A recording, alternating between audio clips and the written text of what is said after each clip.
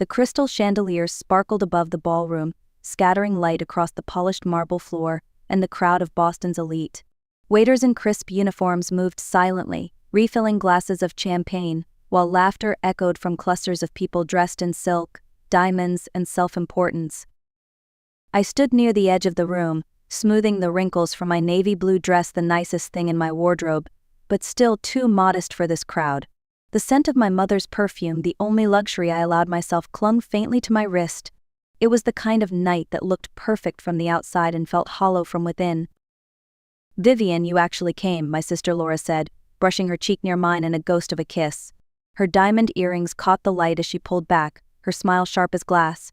"We weren't sure you'd show up. You're not exactly one for family gatherings." "Hello to you too," I replied. "Emily insisted I come. She says 80 is a milestone worth celebrating." My daughter Emily, ever the diplomat, touched my arm and smiled at her aunt. "It's a family night," she said softly. "Let's try to make it one." The room fell into a hush as my father, Richard Lane, took the stage. At 80, he was still an imposing figure, tall, silver-haired, his posture rigid, his voice smooth with authority. The man had built a construction empire brick by brick, deal by deal, often at the expense of everyone around him, including sometimes his family. "Thank you all for being here," he began, his voice carrying easily over the crowd. "A man who reaches 80 gains perspective on what truly matters: legacy." That word hung in the air like a judgment. He gestured for David and Laura to join him. "These two have expanded the Lane legacy beyond my wildest dreams. They've proven their loyalty and vision, and so tonight I want to honor them." A murmur rippled through the audience. I felt my heart begin to tighten. "My estate," my father continued, "valued at roughly $40 million, will be divided equally between them." The applause that followed was polite, but every handclap struck like a blow. I stood still, face calm, until he turned his gaze toward me. "And then there's Vivian," he said, his voice dipping into something between amusement and disdain. "My eldest, the dreamer, the professor who chose poetry over profit." He raised his glass in mock salute. 63 years old and still chasing ideals that can't be cashed. The crowd laughed uneasy at first, then louder as my siblings joined in. I set my glass down, straightened my shoulders, and found my voice. "Congratulations," I said evenly. "You've outdone yourself." Without waiting for an answer, I walked out. The marble floor stretched endlessly beneath my sensible heels, and the air outside hit me like freedom. The night was crisp, cold, and silent except for the sound of my own breath. In the distance, the glow of the city lights flickered like the pulse of a life I had built far from this world of arrogance and inheritance. For the first time in years, I didn't feel small, I felt done. The parking lot was nearly empty, quiet except for the hum of distant traffic and the rustle of autumn leaves across the pavement. I was searching for my car keys when a voice behind me said, "Professor Lane?" I turned. An elderly man stood a few feet away, his face partly hidden by the shadows and the glow of a nearby streetlight. There was something familiar about him, his posture, his calm presence. "My name is Cole Harrington," he said gently. "I was your mother's attorney, and her friend." The name struck a chord in my memory. Cole Harrington had visited our home when I was a child, back when my mother, Eleanor, still laughed easily. He had attended her funeral too, 30 years ago. "Mr. Harrington," I said slowly, "it's been a long time." He nodded, eyes glancing toward the mansion behind us. "I've been waiting for this night for 3 decades, though I hoped it would never come." From his coat pocket, he withdrew a thick envelope, yellowed with age. My name was written across the front in my mother's elegant handwriting. "She asked me to give you this if your father ever humiliated you publicly," he said quietly. Her words, not mine. She made me promise. I stared at the envelope. The paper felt cool, heavy, alive with the weight of unspoken truth. "Thank you," I whispered, unsure what else to say. "Read it tonight," he said, pressing a card into my hand, "and call me tomorrow." Back in the safety of my small house in Cambridge, I sat at the kitchen table beneath the soft glow of the lamp. I broke the wax seal carefully, as if touching the past might make it fade. The faint scent of my mother's perfume drifted from the paper. The first line stole my breath. "My dearest Vivian, if you are reading this, it means your father has done what I always feared he would try to take your dignity, along with your inheritance." My heart pounded as I read on. You were never meant to be powerless, Vivian. I have secured a separate holding company in your name, Nightingale Holdings. It owns 15% of Lane Enterprises. The shares came from my own inheritance, hidden from your father's control. The documents enclosed will prove it. I pressed my hand to my mouth. 15%. A fortune. A secret buried for 30 years. At the bottom of the letter, her handwriting curved softly. This is not revenge, my love. It is the truth, and the truth one day will set you free. The morning light crept through the blinds, soft and uncertain, as if afraid to touch the mess of papers that now covered my kitchen table. Bank statements, legal documents, and copies of stock certificates lay scattered like puzzle pieces of a life I never knew I owned. When the doorbell rang, I didn't have to wonder who it was. Emily stood there in her hospital scrubs, hair tied back, concern written across her face.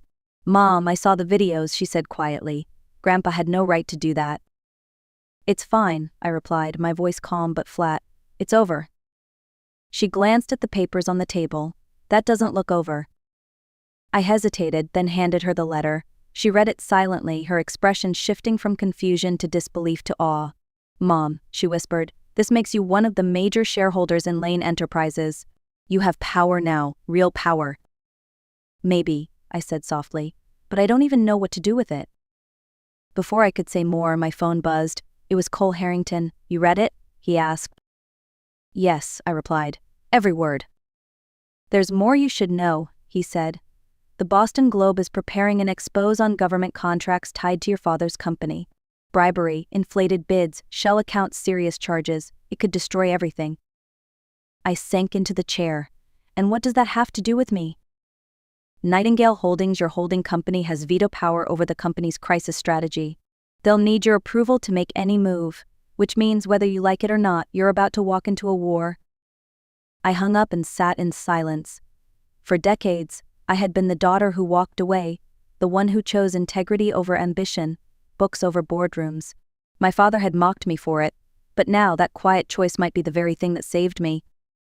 Emily poured coffee and set it in front of me. Mom, she said, her tone steady, you don't have to go to war, but you can choose to do what's right. Maybe this is your chance. Her words lingered long after she left. That night, I stood before the mirror, my reflection framed by shadows. My mother's eyes stared back at me through my own calm, knowing, unafraid. I whispered into the stillness, maybe it's time, Mom. Maybe this is what you were waiting for. The woman who looked back didn't seem small anymore. She looked ready. The next morning, the sky over Boston was the color of steel. I dressed carefully, choosing a charcoal gray suit that had been waiting in the back of my closet for years. It fit better than I expected.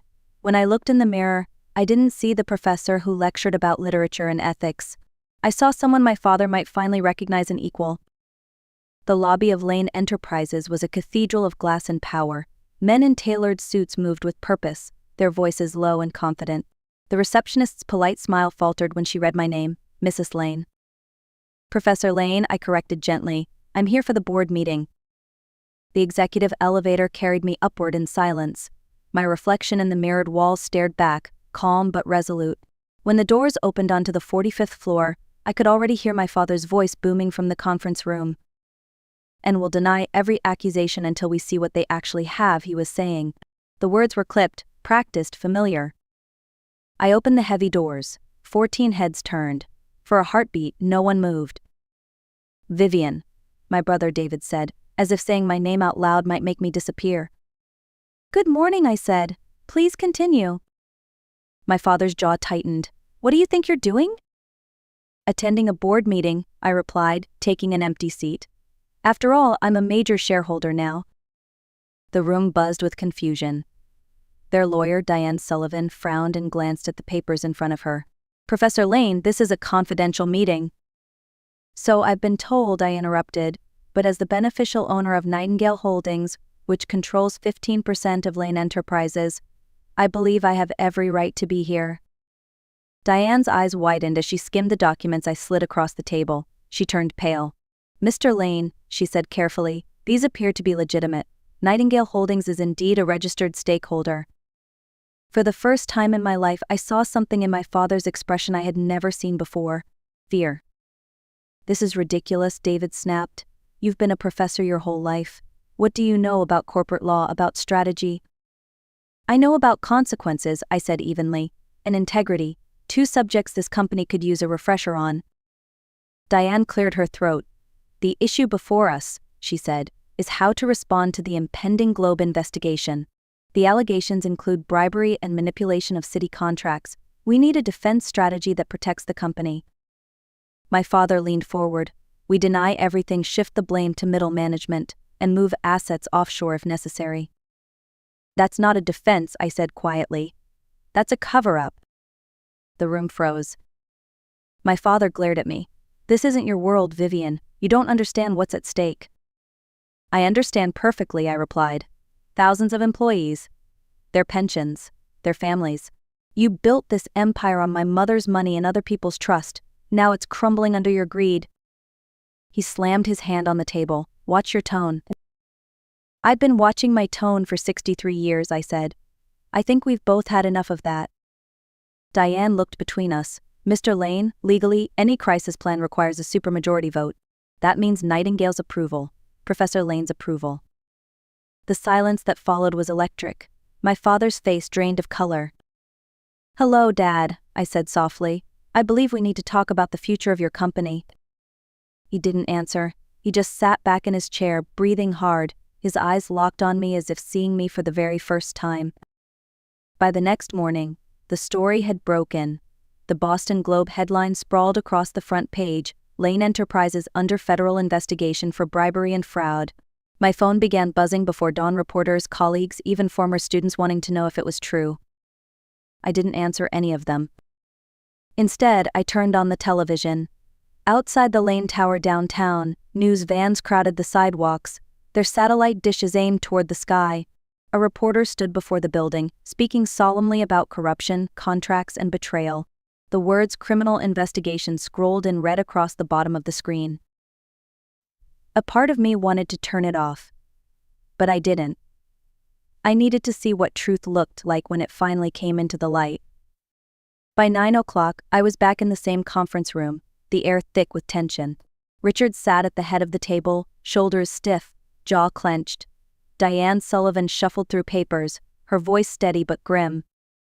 The evidence is extensive, she said. Emails, invoices, whistleblower statements.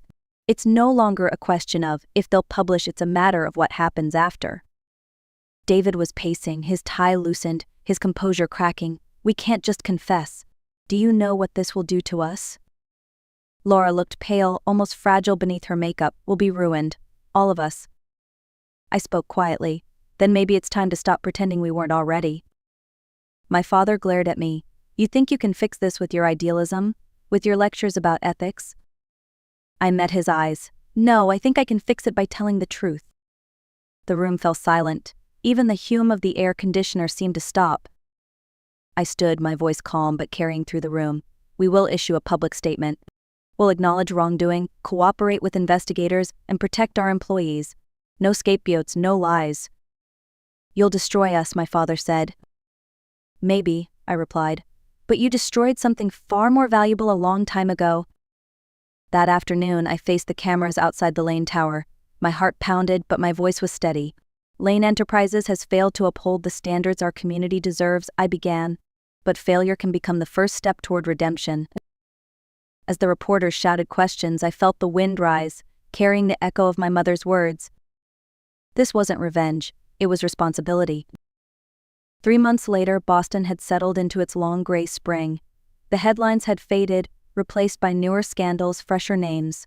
But inside Lane Enterprises, the work of rebuilding had only just begun. The board had approved what the press called the Lane Restoration Plan.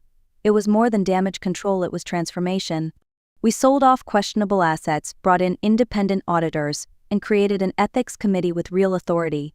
Employees who once feared for their jobs now walked the halls with cautious optimism. David surprised me most. The man who had once laughed at my lectures on integrity now spent long nights in his office, poring over contracts, uncovering irregularities that had gone unnoticed for years. He no longer spoke in profits and margins but in lessons and consequences. You were right, Vivian, he said one evening. His voice rough exhaustion. Fear keeps you quiet, guilt keeps you small. I'm tired of both. Laura came next. I found her one afternoon sitting in the break room surrounded by junior staff, sleeves rolled up, helping them organize a community outreach program. When she looked up, her eyes were softer than I'd ever seen them. "You told me once I live in a bubble," she said. I think it finally popped. And then there was my father. Richard Lane, once the man who never apologized, now sat in the shadows of the empire he'd built. He was no longer the voice of authority in boardrooms, only a quiet presence in the corner of my office some mornings, offering advice I hadn't asked for but couldn't ignore. "You're running the company with compassion," he told me one day, his tone oddly thoughtful. "It's inefficient but effective." He paused. "Your mother would have liked that." His words caught me off guard, cutting deeper than any insult ever had. "Maybe," I said softly. "She believed truth could heal things money never could." He nodded slowly, staring at the window. Maybe she was right. The following week, I visited the construction site at the old harborfront project, the one that had almost brought us down. The sea air was cool, the cranes towering against the skyline. For the first time in years, I saw it not as a monument to greed, but as a chance for renewal. We were rebuilding it under a new name, the Eleanor Lane Foundation, a space that would house a public library, a small museum, and a community center. The same ground where corruption had thrived would now be dedicated to knowledge and inclusion. Standing there, I felt a quiet peace I hadn't known in decades. The sound of hammers and saws rose around me, steady and rhythmic, a heartbeat. That night, I reread my mother's letter for what must have been the 100th time. Near the bottom, in faded ink, she had written, "Truth is the only wealth that grows when shared." I closed my eyes, letting the words settle deep within me. For the first time, I understood what she meant. The legacy my father had worshipped was built of steel and glass, but the one she left me was invisible, woven from honesty, forgiveness, and the courage to begin again.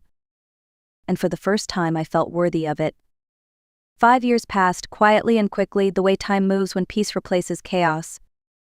Boston's skyline shimmered under the afternoon sun, and where the harbor front once stood as a monument to scandal, the Eleanor Lane Community Library now rose in its place, glass walls filled with light, laughter, and stories. Inside, children ran between bookshelves, retirees read newspapers by the window, and students studied in corners where the ocean breeze slipped through open doors. The city had embraced it. People no longer spoke of the old corruption. They spoke of renewal. David now lectured part-time at Northeastern University, teaching a course called Business Ethics in the Real World. Laura had moved downtown to manage the foundation's outreach programs, spending weekends organizing literacy drives. They were no longer the polished heirs of a dynasty, they were people who had finally learned to stand on their own. As for my father, Richard Lane, he came to the library every Thursday afternoon. His steps were slower now, his cane tapping softly across the marble floor. The staff knew him by name, though few recognized who he once was. He always brought fresh flowers for the photo of my mother that hung in the lobby. At the library's 5th anniversary celebration, he turned to me, his voice barely above a whisper. "Your mother would be proud, Vivian." I smiled. Maybe she always knew I'd finish what she started. He nodded, eyes glistening. "You didn't just rebuild the company, you rebuilt us." For once, I didn't correct him. He was right. Later that evening, after the celebration ended and the laughter faded into the night, I walked alone through the quiet halls of the library. The building glowed softly under the dim lights, the air filled with the faint scent of paper and polished wood. I stopped before the glass display at the entrance, a small exhibit chronicling the Lane family's transformation. Inside the case, next to the company's original incorporation documents, lay my mother's letter, preserved behind protective glass. Her handwriting, elegant and deliberate, seemed to glow in the light. Beside it sat something new, a copy of my book, The Quiet Rebellion, How Truth Rebuilt an Empire. It wasn't about revenge or power. It was about legacy, the kind built not from dominance but from integrity. My reflection stared back at me in the glass, older now but steadier.